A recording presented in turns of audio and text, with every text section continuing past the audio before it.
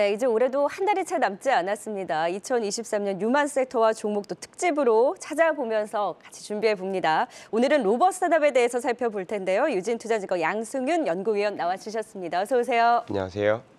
네, 날이 많이 춥죠. 오늘 너무 춥습니다. 네, 그러니까 이 추위를 녹여줄 시장의 키워드가 필요한데 지금 기대가 높은 로봇 산업 연말부터 내년까지 과연 어느 정도의 성장성을 보여줄지 많은 분들 관심이 높습니다. 12월 삼성전자 잼스 공개 기대도 있고 또 연말 로봇주 전반적으로 지금 내년까지 이제 이벤트가 있기 때문에 산업용과 서비스용 로봇 그 안에서 우리가 어떤 종목을 봐야 될지 궁금하신 분들이 많으실 것 같아요. 과연 국내 로봇 기업들의 경쟁력이 어느 정도입니까?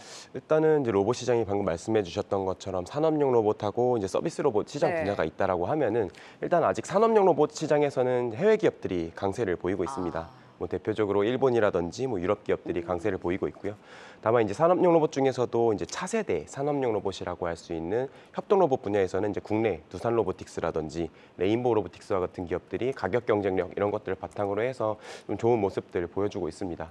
그리고 여기에 더해서 이제 서비스 로봇 분야로 넘어가게 되면은 아직 이 분야는 좀 시장이 확립이 안 된 단계이기 때문에 국내 기업들이 충분히 기술을 좀 갈고 닦아서 진출을 하게 된다면 충분히 시장을 선도할 수 있는 가능성은 존재한다라고 판단을 하고 있고요. 네.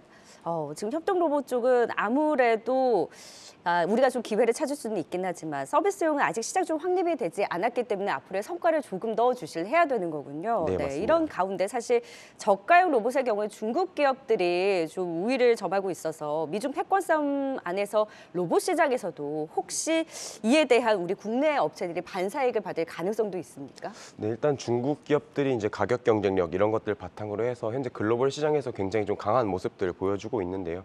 말씀해 주셨던 것처럼 이제 기술 패권 경쟁 이런 것들 때문에 충분히 국내 기업들한테도 이제 그러한 기회가 발생할 가능성은 부정할 수 없지만 뭐 그렇다고 해서 반드시 저희 국내 기업들이 수혜를 받는다라고 보기는 조금 어렵고 저희도 충분히 기술을 계속해서 갈고 닦아야 된다고 판단을 하고 있습니다. 기술력으로 보여줘야 되는 거군요. 네, 맞습니다. 앞서서 로봇 업체들의 이런 경쟁력을 산업용과 이제 서비스용으로 나눠서 봤는데 국내 시장을 넘어서 해외 시장에서 사실 활로를 넓혀야지 그 성장성을 온전히 다 가져갈 수 있는 거잖아요.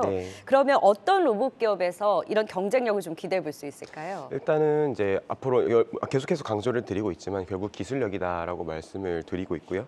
또 이제 해외 진출 말씀해 주셨는데 뭐 그런 부분들도 상당히 중요하다고 판단을 하고 있습니다. 왜냐하면 이제 국내 시장도 국내 시장이지만 오히려 이런 로봇 시장을 보실 때에는 사회적인 것들도 굉장히 중요하게 보셔야 되고요. 뭐 노동력 부족이라든지 인건비 상승 이런 것들도 같이 보셔야 되는데 오히려 최근에 미국이라든지 유럽과 같은 지역에서 이러한 사회적 문제가 굉장히 극심하게 나타나고 있고 그렇기 때문에 저희가 좀 해외로 나가야지만 더욱더 성장을 할 수 있는 발판을 마련을 할 수 있다라고 생각을 하고 있습니다. 네, 그래서 그 해외 발판을 마련할 수 있는 쪽이 협동 로봇 쪽이다라고 보시는 거잖아요. 네, 맞습니다. 그럼 어떤 종목을 탑픽으로 보고 계세요? 현재로서는 레인보우 로보틱스에 대해서 탑픽으로 말씀을 드리고 있고요. 뭐 레인보우 로보틱스가 사실 이제 계속 말씀드리고 있는 협동 로봇도 하고 있긴 하지만 그 외에 다양한 로봇 분야에 계속 진출을 하고 있습니다. 뭐 대표적으로 사족 보행 로봇이라든지 아니면 이제 내년 이후에는 AMR이라고 해서 뭐 서빙 로봇이나 물류 로봇 이러한 형태의 서비스 로봇 시장에도 좀 진출을 계획을 하고 있는 상황이고요. 이런 것들 종합적으로 로봇 경쟁력을 두고 봤을 때 가장 좀 유망하다라고 판단을 하고 있습니다. 네, 확실히 협동 로봇에서 그 기술력에서의 그래도 경쟁력을 좀 기대해 볼 수 있는 만큼 레인보우 로보틱스를 탑픽으로 또 두산 쪽에서도 같이 이쪽에서의 개발을 박차를 가하고 있는 만큼 또 연말 내년 레인보우 로보틱스와 또 협동 로봇 쪽에 대한 관심을 가져보시면 좋을 것 같네요. 로봇뿐만이 아니라 항공 섹터도 같이 또 커버를 하신다고 들었어요. 최근에 좀 이슈가 있었어요. 아시아나와 이제 대한항공과의 합병에 대해서도 조금 청신호가 켜졌고 항공주 전반적으로 이런 모멘텀과 함께 투심이 좀 더 개선될 수 있을까요? 네, 일단은 방금 말씀해 주셨던 대한항공 그리고 아시아나 항공 합병에 대해서 이번 주 이제 영국에서 좀 긍정적인 신호들이 나오면서 상당히 좀 항공주들 강세를 보였던 것 같고요.